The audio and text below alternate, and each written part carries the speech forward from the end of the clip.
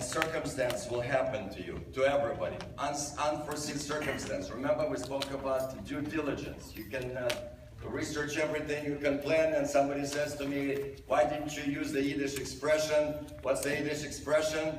Man tracht and God lacht. We can make all the plans in the world, but boom, things are happening. And I began to talk about Sukkot, but I never finished. Somehow we went on a tangent. Why did I bring up Sukkot? So first of all, we began to speak about this. What's the #1 requirement for Sukkot, to make it kosher sukkah? It has to have holes, right? So, and also the walls should not be real walls. It cannot be. It has to be very kind of like shaky and vulnerable and so on. What's the point? And it happens 4 days after Yom Kippur. On Yom Kippur, Rosh Hashanah, Yom Kippur, we're saying, give me another chance, give me another chance. I have not done a good job. I'm sorry. We got a new chance, hopefully, and immediately we go into this very vulnerable structure. What's the point? What do you think is the message? Life is fragile. Don't assume that that's because you did a good job, you prayed and you've fasted, that's it. Everything will be wonderful. Don't assume that it's forever. Remember, this is what he keeps talking about. Life is fleeting. It's not forever. You're here today, God forbid something may happen. There is a mystery and timing. And he says, we cannot even know the timing. Like the fish is caught in the net. Remember, that's a very kind of vivid image. And I want to go back to that verse because I remembered an interesting story. But I want to talk to you about Sukkot for a minute. Sukkot is the only holiday of all the Jewish holidays that the Torah tells us, V'samachta b'chagecha. You must be happy. You know, today is Rosh Chodesh. We're beginning the month of Purim. 2 weeks from now is Purim. Purim, the happiest holiday. Yeah, we're supposed to go crazy. It does not say, and on Purim you should be happy. It does not say, on Passover you should be happy. It does not say, on Hanukkah you should be happy. Only on Sukkot. Why? Here you're telling me that I can be wet any moment, I can be rained upon any moment, but the walls of the Sukkah can look. By the way, you're not allowed to have 4 walls, you know that? You're supposed to have only 3 walls.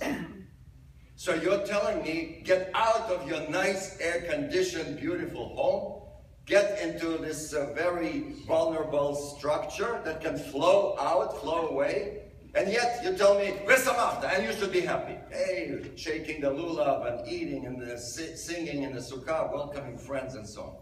What's the message? Precisely because life is not forever. Enjoy it. Now, because you don't know what will be tomorrow. That's what Ecclesiastes is talking about. It's the other way around. We think, if I'm secure, I planned everything, I worked hard, I have wonderful retirement plan, I can now start traveling. Boom.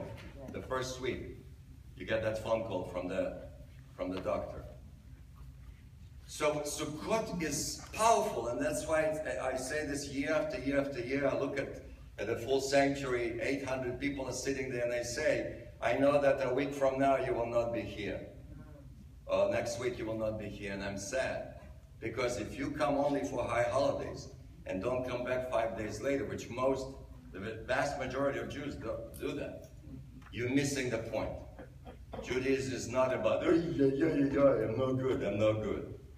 Judaism is about v'samachta, l'chaim, enjoy life.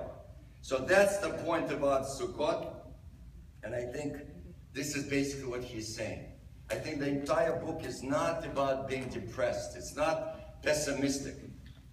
He says, wake up, don't fool yourself, you're not here forever, there is no permanence, and yet, enjoy it. Enjoy your drink, your food, and the woman that you love. All right? And I was thinking about, I read one of these spiritual gurus described an exercise. And I remember it hit me. This is what he does.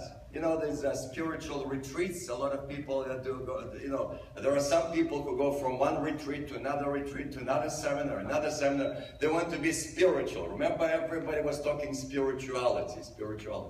So this is what he did. He divides people into the groups, into teams, and he brings buckets with little, very tiny holes drilled in the bottom of the bucket. And he brings all the teams to the pool, near the pool. And he says, all right, the bucket represents you, represents the self. And you have to fill the bucket with water. The fuller the bucket, the fuller is yourself. The more permanent is yourself. You can fill yourself up, so to speak.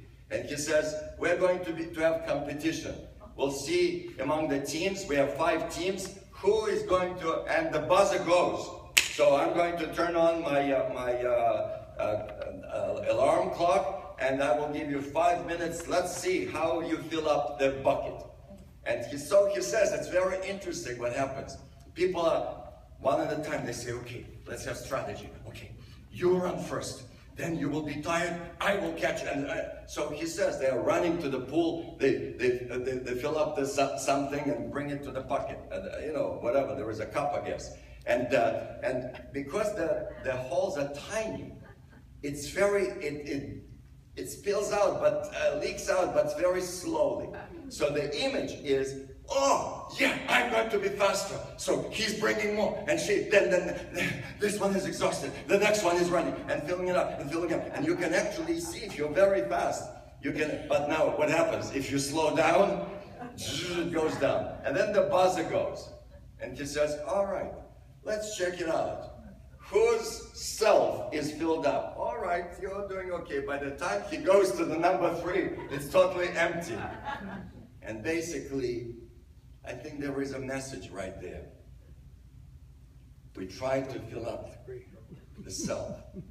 We try, I remember many years ago I came to Palm Beach, a man came over, a very charitable man.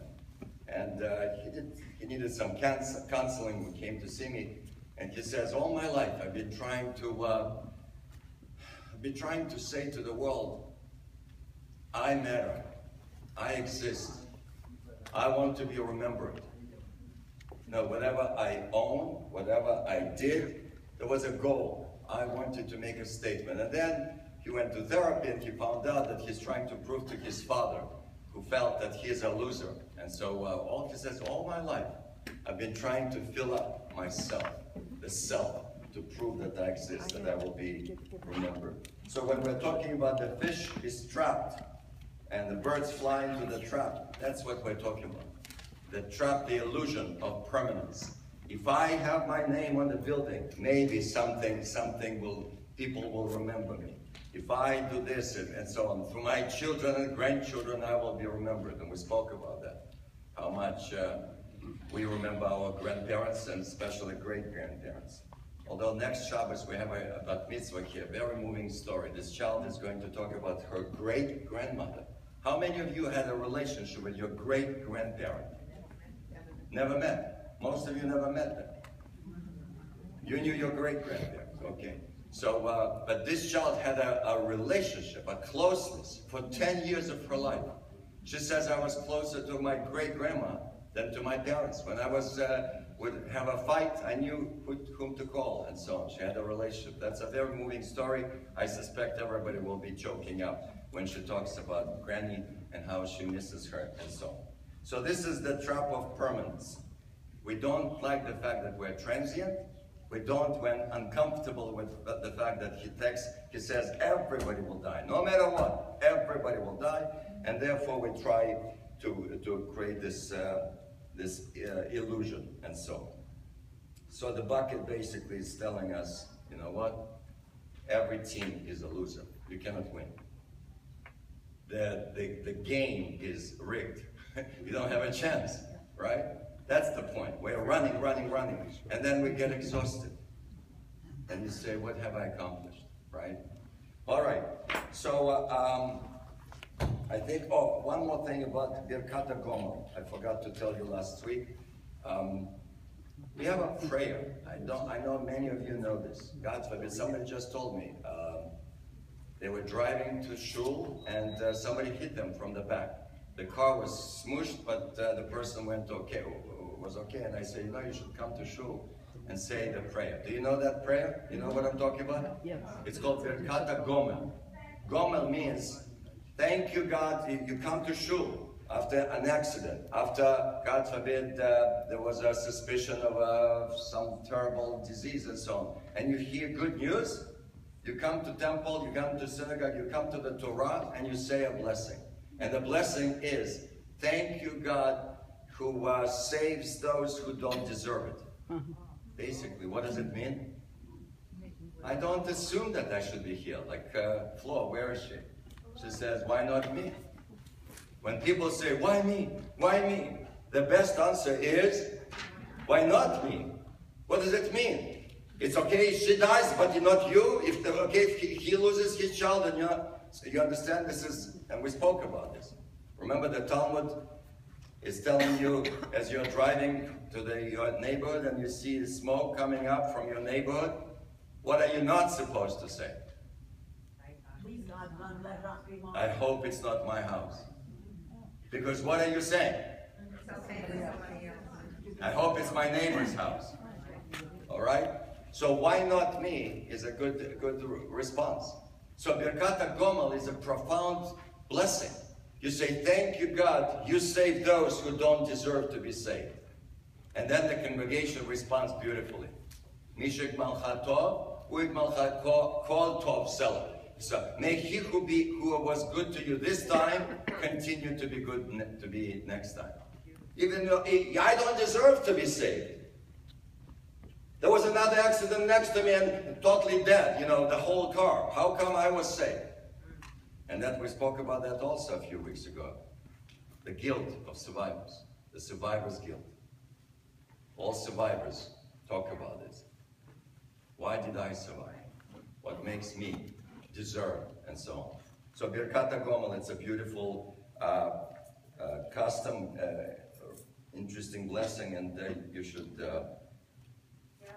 use it. Yes, comments? Are there people who come and know that blessing and come? Oh yeah. I saw some people nodded. Maybe I should teach it a little bit more. But quite a few people. How many of you have done it, have said this blessing before? Okay, so we have a few people here.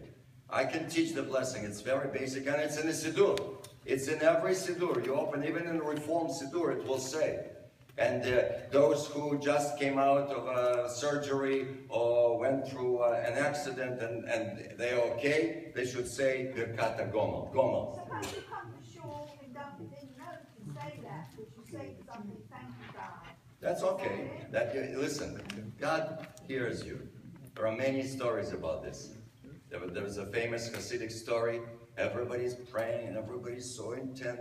And there is one peasant who does not know Hebrew. He's just saying, Aleph, Bet, Gimel, Dalet, Aleph, Bet, Gimel, Dalet, Aleph, Bet, Gimel, Dalet. So there is a yeshiva student standing next to him and says, shut up, you ignorant. You have only 4 letters and that's your prayer? And the Rebbe stops him and says, his prayer is more precious to God than yours. He has 4 letters and he doesn't take it for granted. It's important to him. So don't feel bad if you don't have a prayer, if you don't know Hebrew. God hears you. As long as you're real, if you're sincere, you can speak in your own language.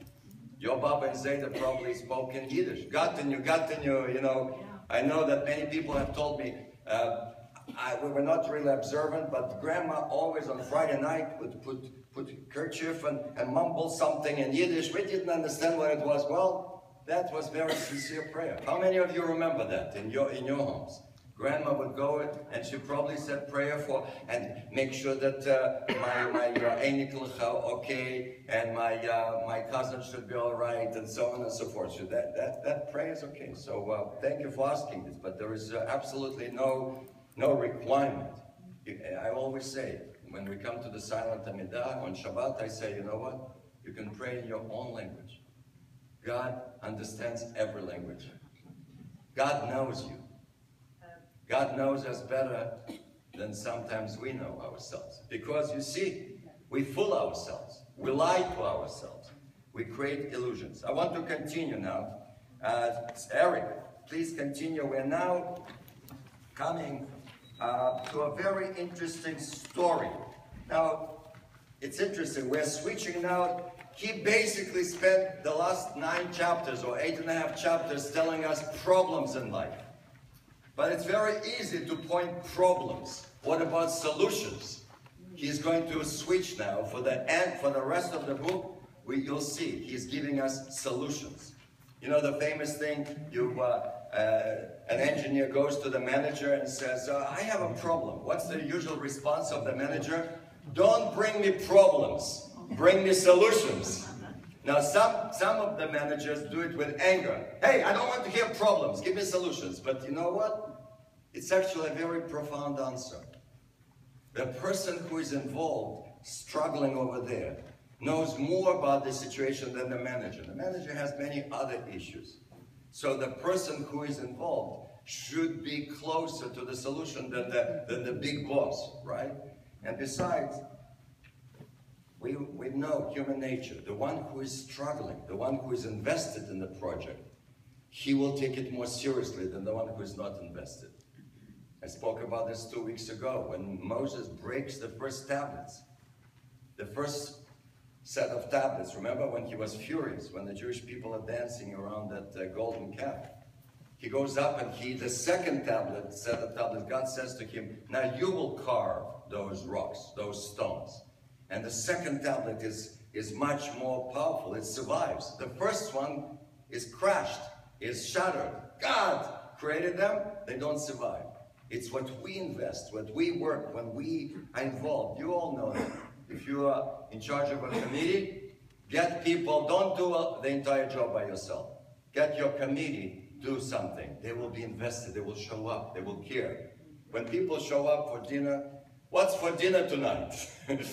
They don't appreciate what went into this and so on. So get the kids involved. Okay, you cut the vegetables and you do, right? We all know that. People need to be involved. Let's continue. We're now reading a story, verse 13. So we just finished about the snare that like fish and like birds, human beings are the same. We don't know when it will happen. Let's continue. Verse 13. We're finishing chapter 9. This thing too. This thing too I observed under the sun about wisdom. Is everybody with us? It's chapter 9, verse 13. We're coming to the end. Remember, we finished about the nets and the birds and the fish. Yes, continue, please. And it affected me profoundly. Wow, affected. He saw something, and this is about wisdom. So remember, wisdom is a major topic of the entire book. He's constantly talking about wisdom. And let's continue. Let's see what happens there. There was a little city with few men in it, and to it came a great king. So let's see that. Okay, well, continue, please. Who invested it and built mighty siege works against it. So look at the contrast.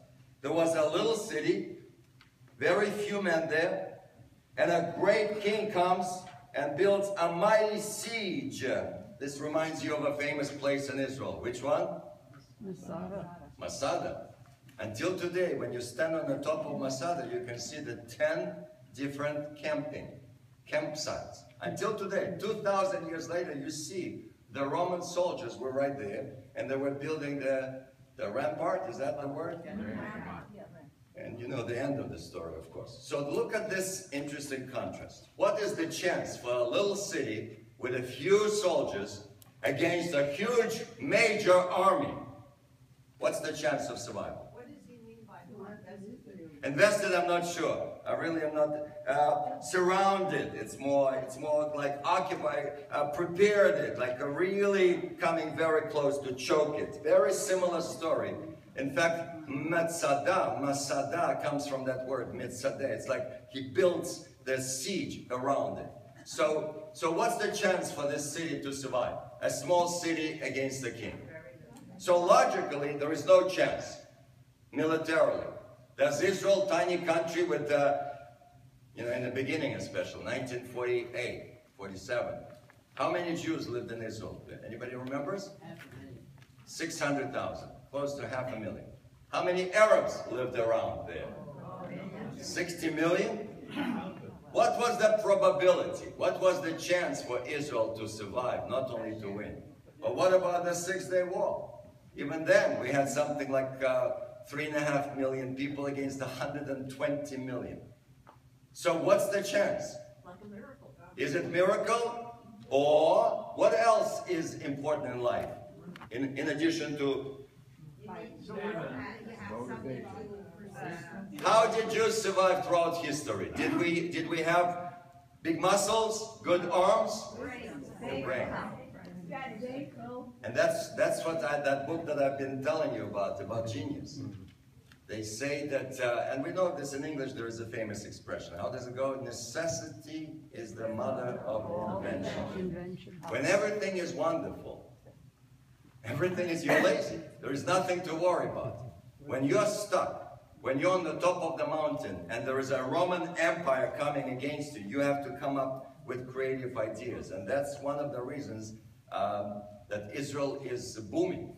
The economy in Israel is much better than almost any country in the world. I don't know if there is a country that comes close now. Right now I'm talking about. Europe is in Dradaran, America is in deep trouble, China is terrible, Japan is in depression, Brazil is in depression. I don't know if there is a normal country today. India is not doing well. Israel is booming. It's growing. And maybe that's Startup Nation. Remember that book? It was an international bestseller, Startup Nation. Why is Israel so successful? Do you have any ideas? They have no choice.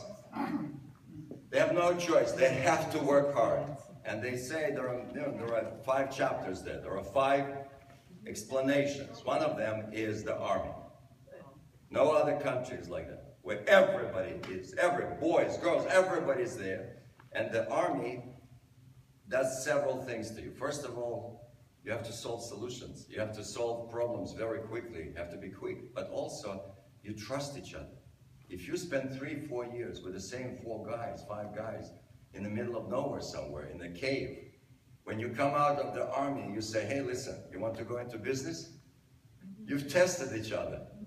You know, what's the expression in English? Don't mix friendship and shop and friendship. I don't like that line. Do you think it's a great line? Basically, don't trust your friends. That's what it says. And unfortunately, there is some wisdom to that. There is it's sad.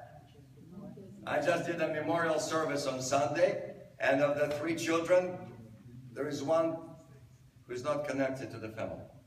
The cousins even don't know their cousins. Why? Because many years ago, something happened with business. It's usually money. It's usually business. But it's sad. If already I want to trust somebody, should I not trust my brother? Anyway, maybe brother could, well, the Torah says be careful with brothers, right? They can sell you into slavery also. So, or kill you. So maybe with the buddies in the army, you tested each other so well, you know each other so well, you've been in dangerous situations that now you have nothing to worry about. So that's one of the things that Startup Nation is all about. So watch what happens. So there is a mighty king, great king, mighty siege around the small tiny city with just a few men. Okay, what happens here? Present in the city was a poor wise man who might have saved it with the... Okay, this is interesting. It's interesting that your translation says might have saved. In Hebrew, it says saved the city.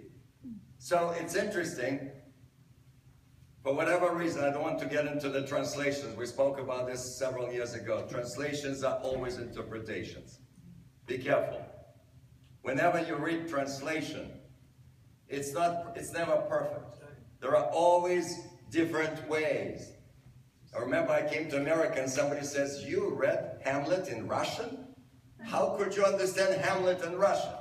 Well, excuse me, don't you read some books that are not that were not originally in English? But of course, there is something. So at some point when I was in sabbatical, I decided to reread all of Dostoevsky because I felt I want to go back to the original and so on. Anyway, so look at this. So there was a poor, wise man, let's read it, who saved the city. How did he save the city?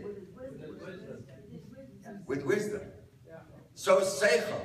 So when you don't have the muscles, when you don't have the army, this is what we did in the Shtetl. This is how did we survive? How did we make it?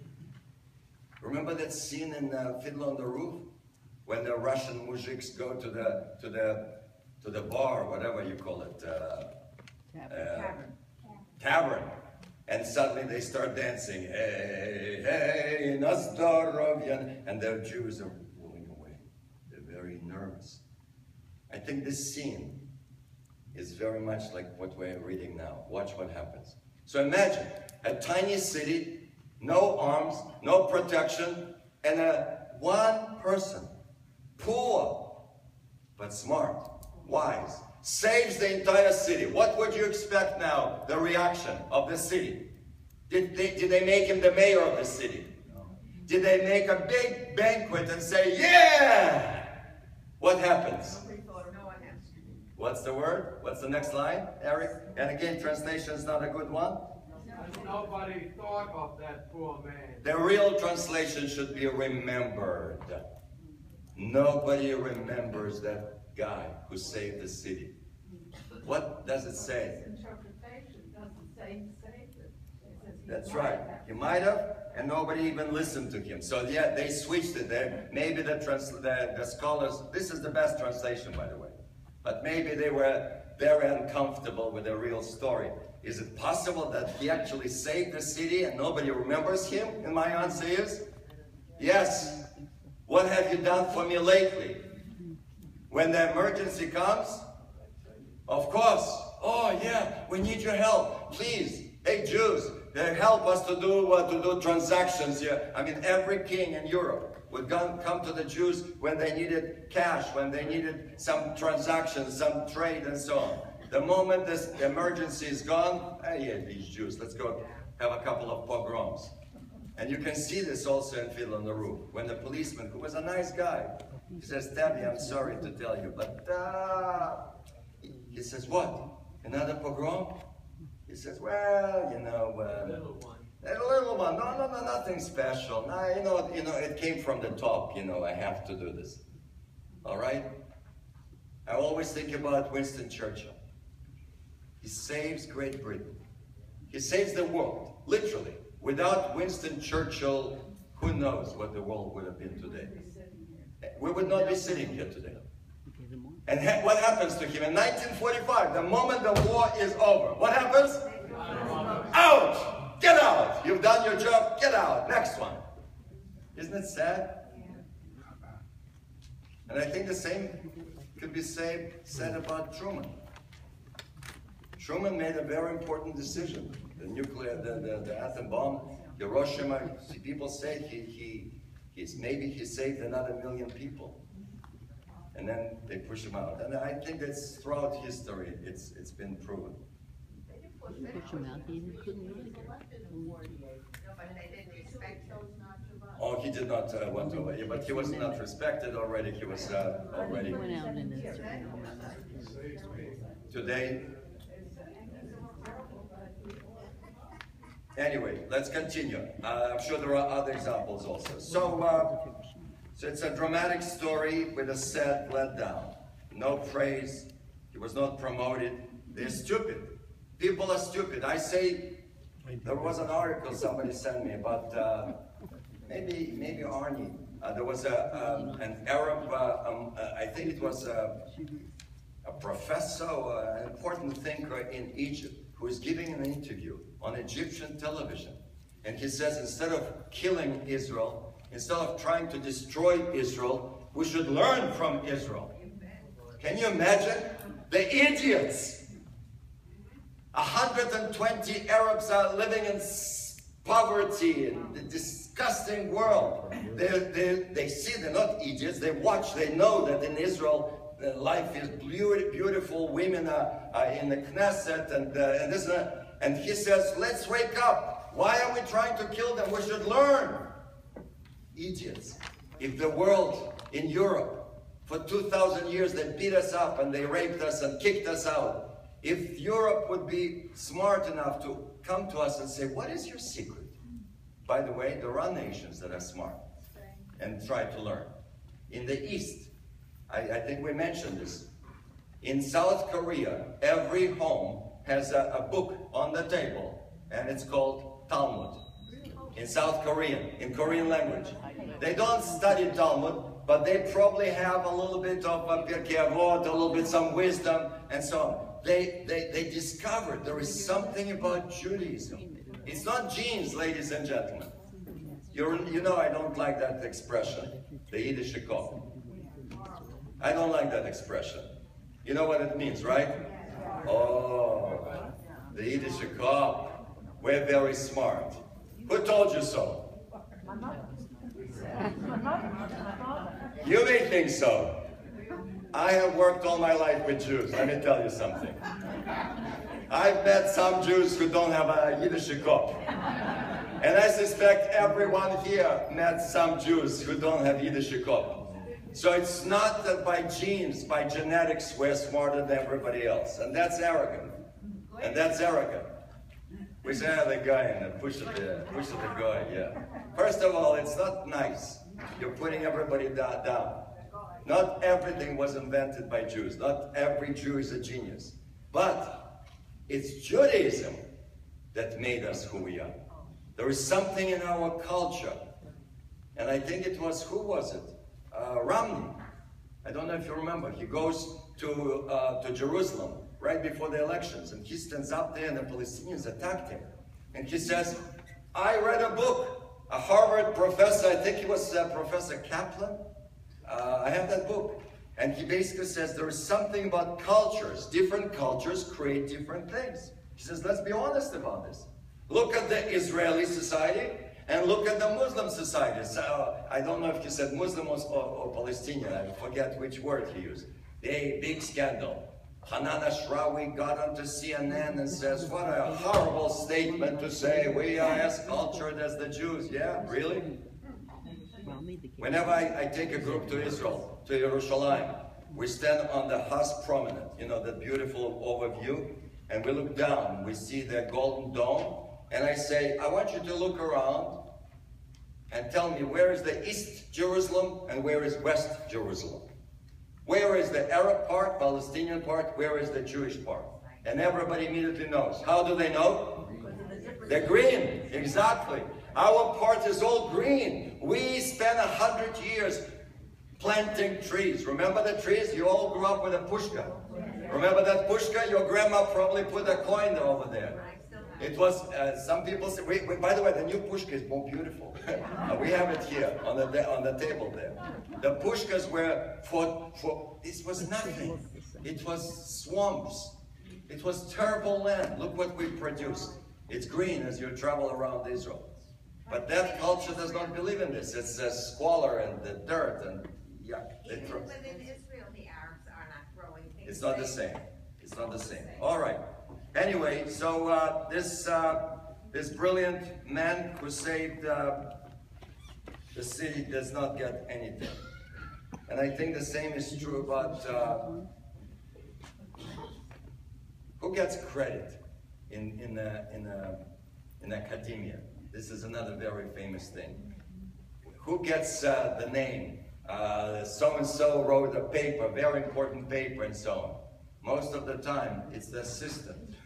He's a student, graduate student, who did all the research, but the professor stands up and he gets all the credit. You know, publish or perish, right? So nobody remembers the secretary who put together the speech, and so this big shot sounds wonderful.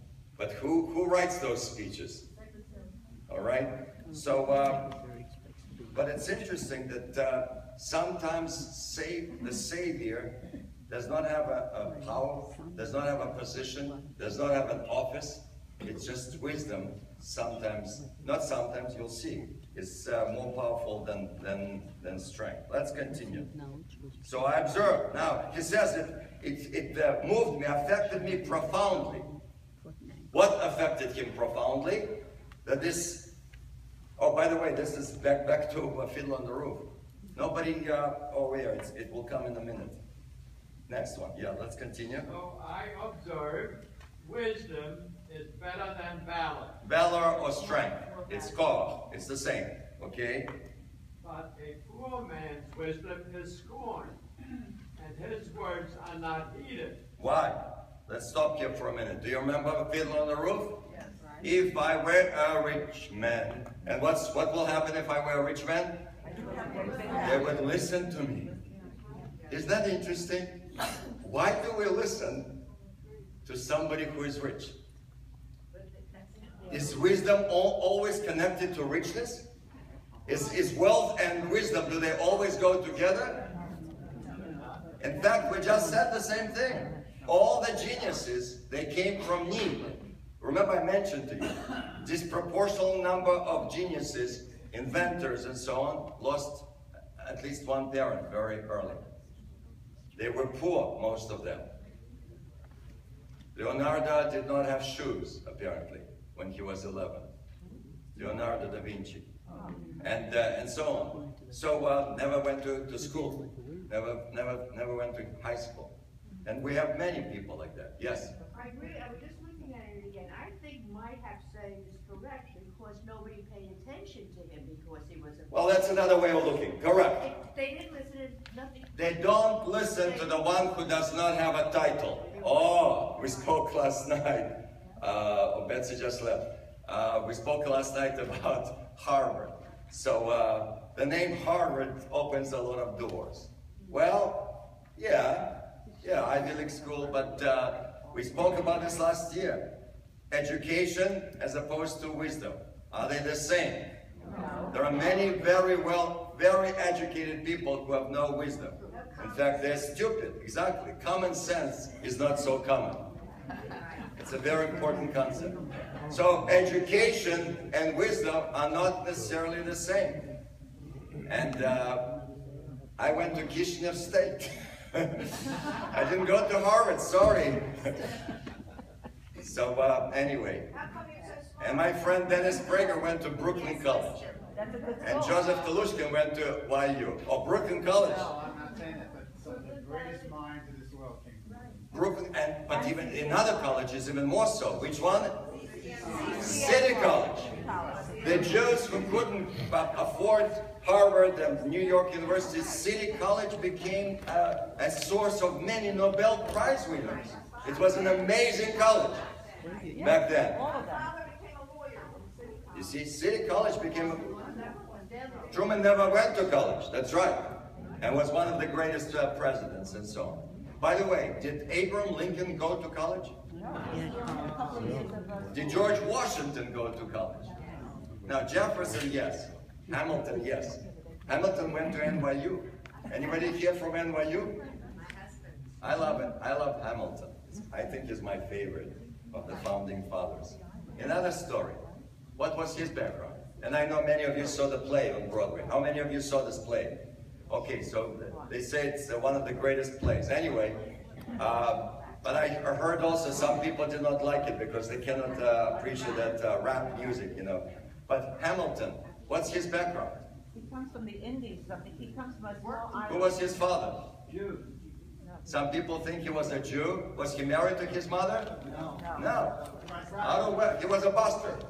Out of wedlock. Comes to America. People put him down. They say, look at that. And Barr is the one who killed him? Burr. So he always would use that against him. He says, look at him. This bastard is going to challenge me.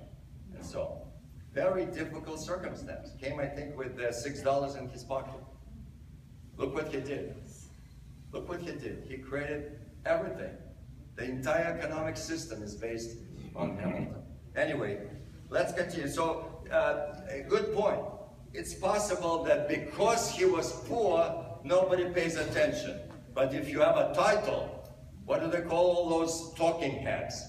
I like that word.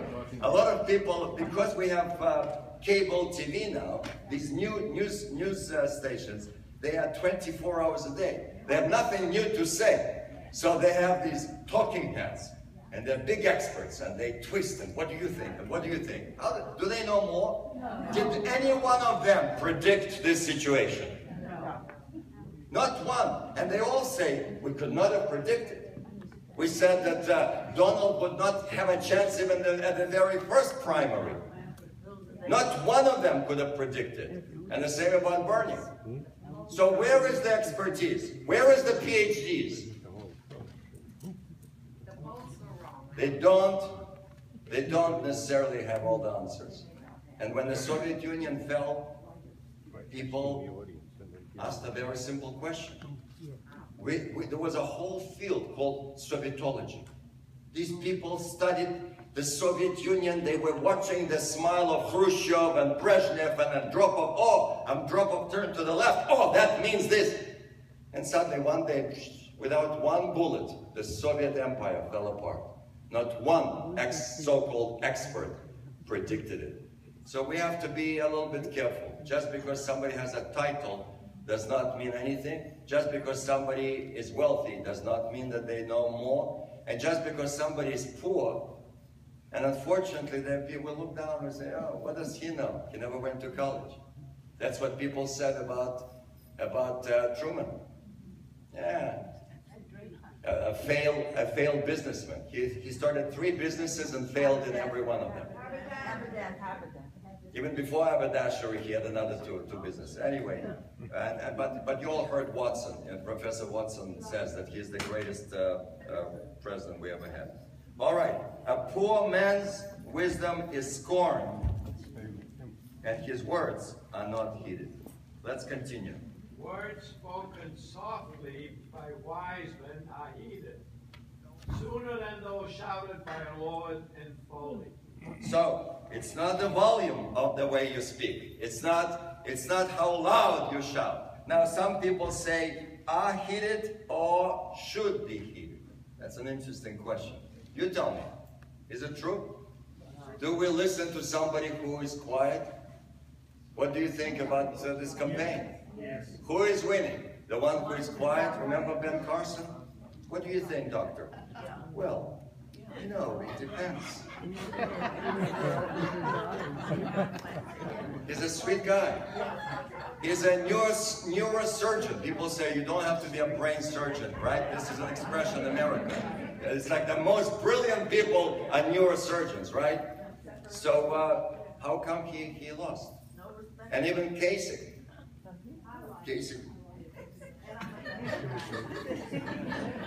I balanced the budget. Yeah, I did it. He's a good man. He's probably more qualified than any of them. So who are we listening to? Are we listening to the quiet one who is wise? No, whoever is the louder wins. And you turn on the radio, you turn on the TV, and you see how they're shouting, and I cannot stand this. And apparently, the ratings go up. Why are people listening to his press conferences? I don't want to upset anybody. He may be our next president. But Donald spoke yesterday for, what, 40 minutes? And what did he say? It will be a beautiful wall, a beautiful wall. And Mexicans will pay. And let me tell you, it will be a beautiful wall. I love Mississippi people. I love the greatest people. He got it out of the Torah when we built it. They tell you all the details. And yet, thousands of people are running to see him. Somebody told me there is a big event on Sunday. People are paying $360 to hear them. Because he's representing a change. But why do people want to listen? What new will you hear if you pay $360? Anyway, I should not put him down because there is a chance he will speak in this congregation. So Hillary people approached us already. It's not clear if Hillary will Come, but Senator, the Jewish one from San Francisco, Boxer will represent her. That we're talking about the details. The board allows now to have, as long as both sides are represented. We're not endorsing anybody. We're not, saying anything. Just we open the, we have 1,100 seats there, so people can come and listen to them. Continue. Let's go, Eric. So softly. I don't know if it works. I'm sorry, go ahead. Wisdom is more valuable than weapons of war, but a single error destroys much of the value. Okay, let's talk about this. He says wisdom is very valuable, very important, but even wisdom is very fragile. One mistake, you can have a good life. You can have everything correct, and then you make one stupid mistake and your life is ruined. People will remember you for that one mistake, right? Elliot Spitzer was very respected, was a powerful attorney general with a great future. They were thinking he was running for president and so on. And it's not the only one. We had quite a few of them. But I want to remind you that in chapter 1, at the very beginning, we had a phrase, we had a verse that we struggled with for a long time. Berov chokhmah rav ka'as. In much wisdom, there is much grief and anger. He who increases knowledge increases pain. Do you remember that? The question, we had a whole discussion. Is it worth it to be wise? Do you want to understand more or less in life? What happens when you begin to understand more? Are you happier? Do you show me one great philosopher who was enjoying life, walking around, life is wonderful. They were all depressed. The more you understand about life, the deeper you go, the more pain. What is it? Ignorance is bliss. Where does that come from? It's true, right? But, of course, it comes from here. But the question is, and what's the alternative? Now, I don't remember who said that, but back then, when I was a young person, I remember I read it. It's easier for the stupid ones. They're the majority. So if you're too smart, you stand out. You're not comfortable. You don't fit in. When everybody's just having a beer in some bar and watching football, and you want to speak about the meaning in life, what do you think people will think of you? Go to the bar and grab a microphone and say, I want to talk about the importance of wisdom in life. Yeah, get out of here. So the majority of people prefer not to know too much, not to think too much. Yes, sir. One thing, the expression is not ignorance is bliss, but ignorance is bliss. It's folly to be wise. It's folly to be wise. Ignorance is bliss. If. Or if. If ignorance is bliss, it's folly to be wise. It's not ignorance is bliss. Those are the circumstances under which.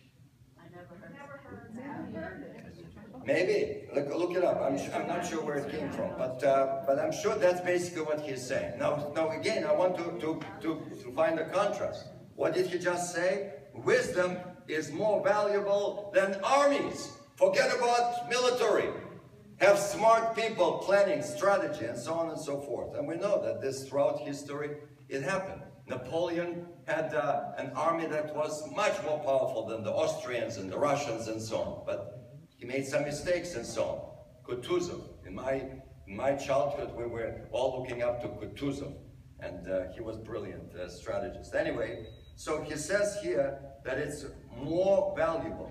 But in chapter 1, he says the more knowledge, the more wisdom, the more pain and sorrow. Yes, it's true. It's not easy to know too much. It's harder to be light if you understand depth. However, he never celebrates stupidity. He never said, but foolishness is wonderful. Never. So even though he's watching and kind of saying, watch out, don't think that wisdom will give you all the answers to life and so on. Even the wisest can make it. And here he says, one mistake. And he says, the translation here is a single error destroys much of value. The Hebrew says, chote echad ya'abed tova. One sinner can destroy everything. Or one sin can destroy everything. So Elliot Spitzer is maybe a sin, but also one sinner. You can create everything, you have a great team, everything is wonderful, and then one member of your team is not there for you, doesn't show up, or betrays you. You know, you can have a traitor in your team and so on and so forth. All right.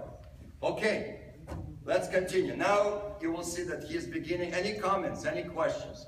He says, wisdom is wonderful, but it has limits. There are limits to wisdom. And he says again and again, he's frustrated. He says, I thought that I will understand everything. I will know. There will be, no. There are things that you cannot predict. There are things you cannot understand. Man tracht and God lacht. What a deep, profound line. Your Baba and Zayda, ladies and gentlemen, did not go to college. How much wisdom they have. How come? How come? They had common sense.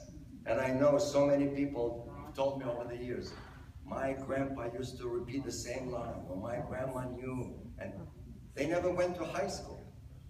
And yet we have all these educated people. So we have to be careful. It's not, education does not solve all the problems. And I know Jews love education.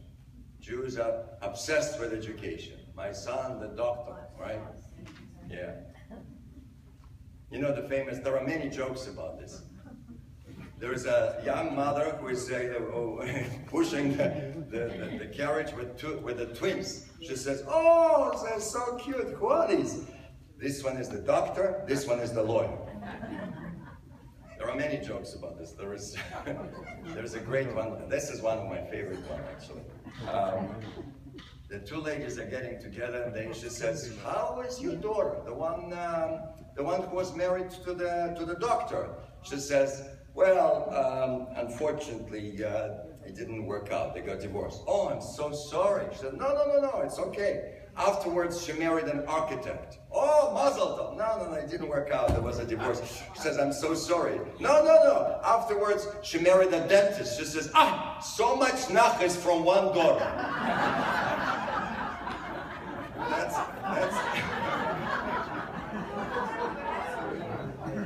That's a Jewish insight, yeah? So much nachas. I love it.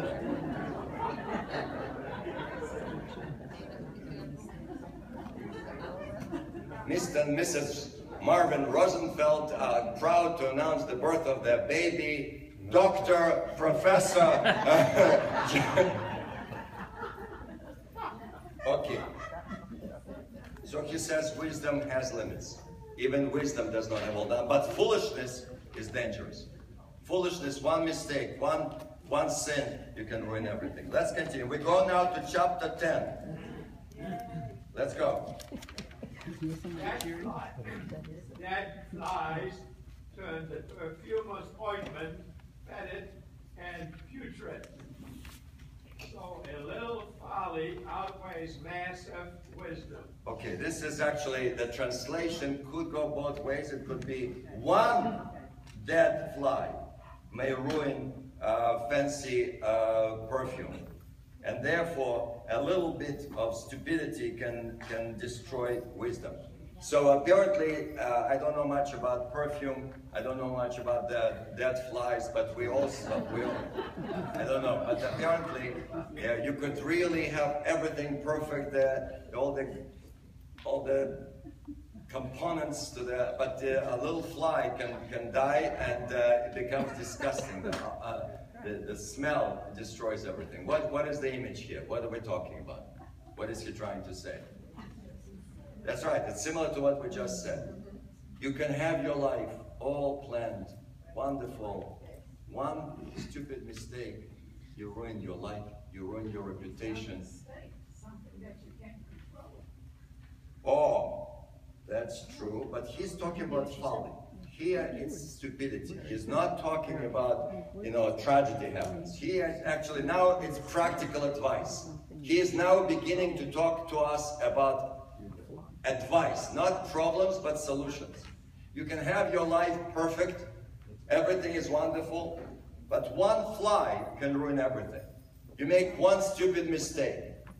You follow your instinct. Remember instinct? What was that movie with Michael Douglas? What was it? No, not Basic. No. Fatal Attraction. Remember that? That was a scary film. I couldn't sleep at night after. Do you remember that? She goes with a knife. She wakes up like rah. Fatal Attraction. Do you remember that film?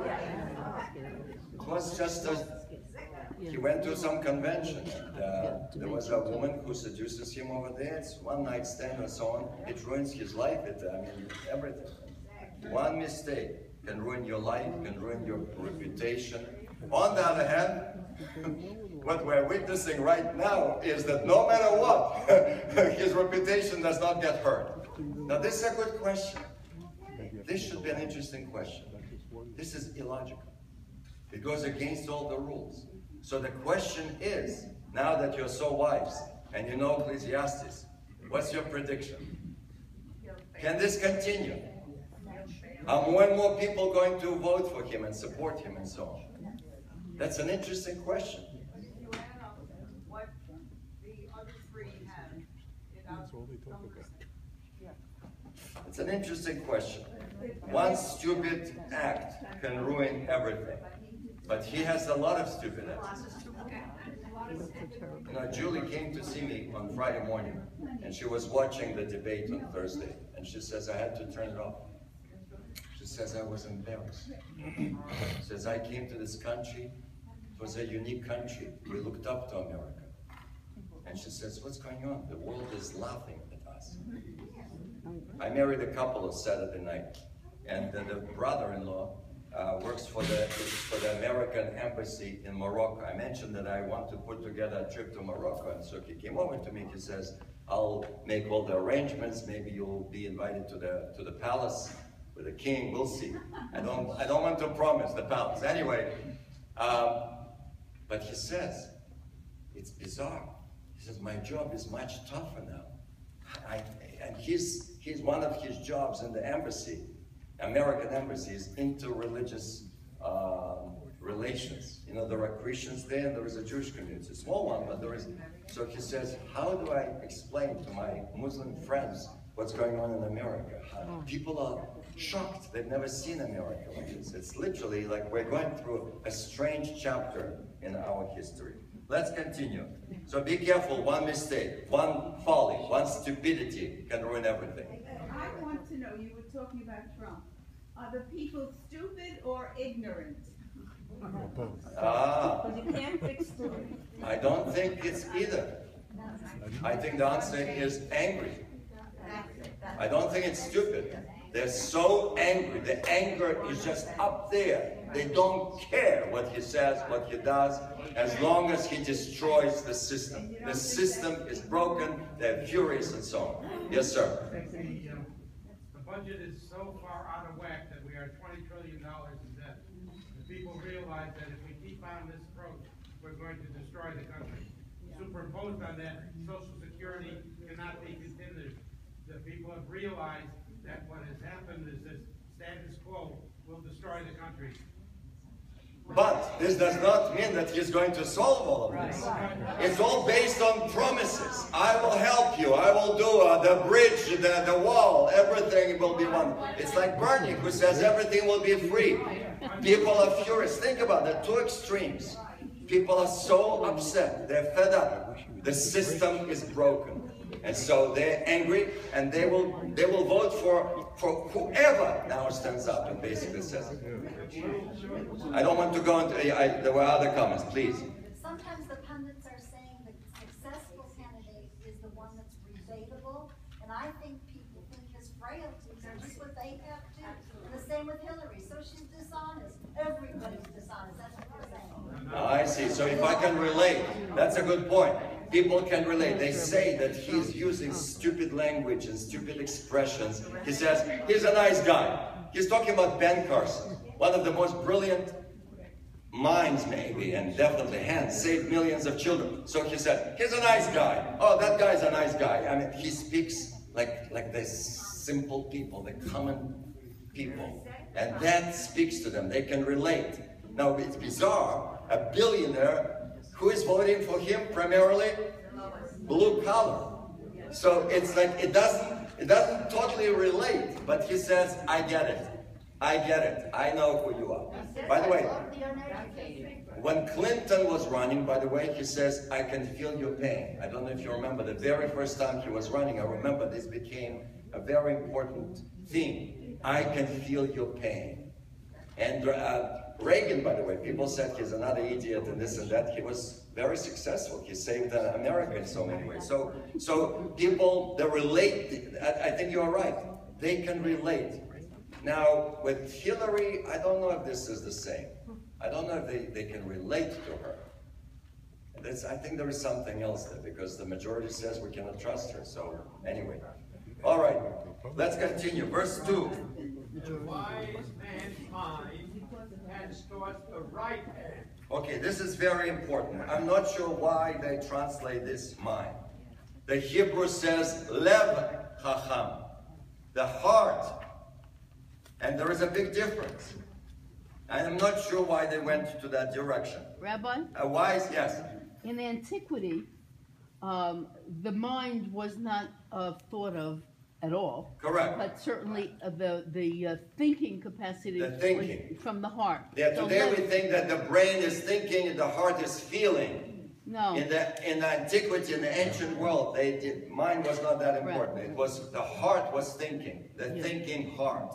And so on, should come from the heart. The heart controls your thinking, so to speak. But I'm not sure why here they put mind. Maybe because today you will appreciate mind more. What they're trying to say is that whatever controls your impulses, your instincts, your desires, the wisdom, so to speak. So a wise man's mind, let's leave mind here for a minute, so for us it's easier to relate, tends toward the right hand. What is he saying? In most people are righties, right? The right side overwhelms the left one. So he's saying the right thinking should overwhelm your instincts. That's the difference between human beings and animals. You know, animals they cannot control their appetites. Human beings are supposed to control. They have to be in charge. Lev Chacham, I like Lev Chacham Limino. In Hebrew it sounds much more beautiful. The wise learn how to control or how to channel their instincts, their passions towards a goal, towards a purpose. The foolish, continue please. Fools towards the left. Okay, so be careful. I don't want to insult anybody here who is a lefty. Do we have lefties here? All right, look at this. Some of the most brilliant people are lefties, right? I think Einstein was a lefty. But this is not what they're talking about. What's the word in Latin for left? Sinister. What's the implication in English today? Oh, he has sinister plans. So left always stood for immoral, dangerous, evil. This is, again, nothing against those of you who are lefties. But we're talking about the right, in English you say the right path. He chose the right path. Why not the left path?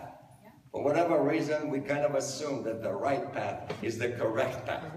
But we have to be careful. This is not an insult. This is not an attack against. And look at this, how many leftists we have here. Wow, we have a lot of geniuses here.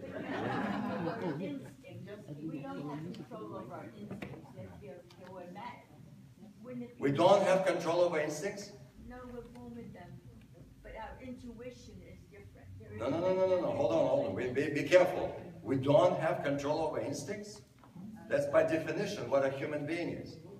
As opposed to an animal. An animal cannot control their instincts. A human being is supposed to be able to control their instincts. Yes or no? I mean, think about this. What? You have the instincts. We are, of course, they're natural. But you have to develop. I mean, children cannot control their instincts. They grab the candy.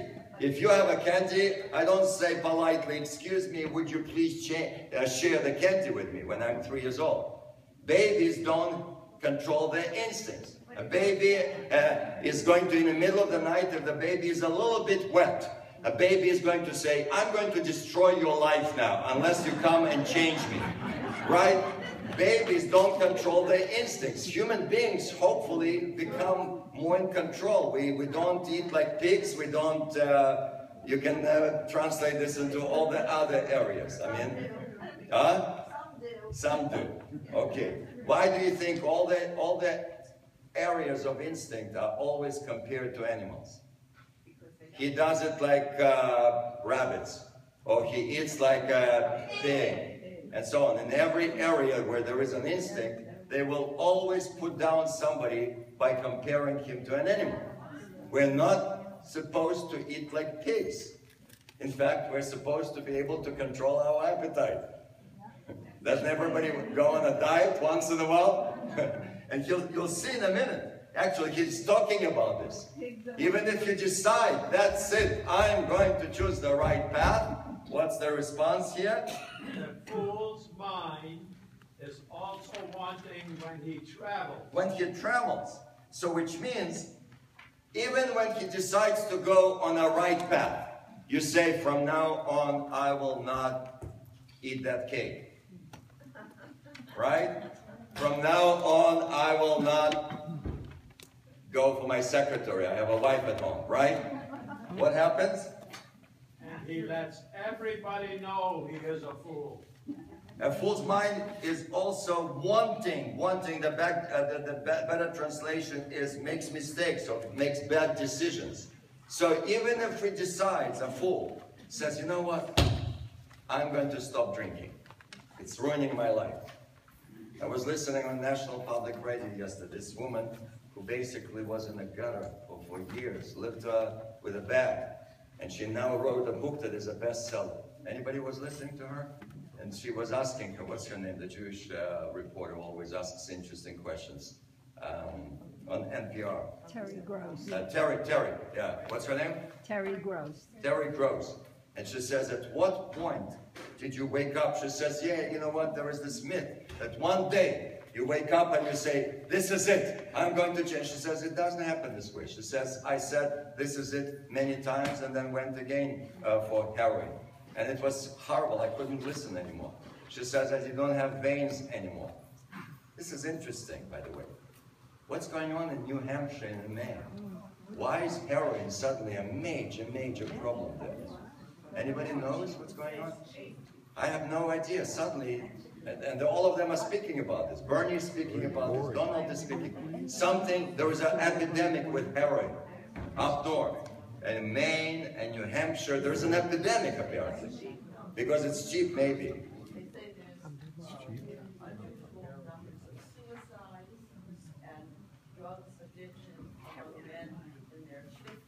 In their 50s. Those who didn't achieve the way they wanted, who lost their jobs in 2008 and see future. Maybe. Heroin is cheap now. It is cheap. Why is it so cheap, son? Why is it cheap? Oh, that's why he's making the link to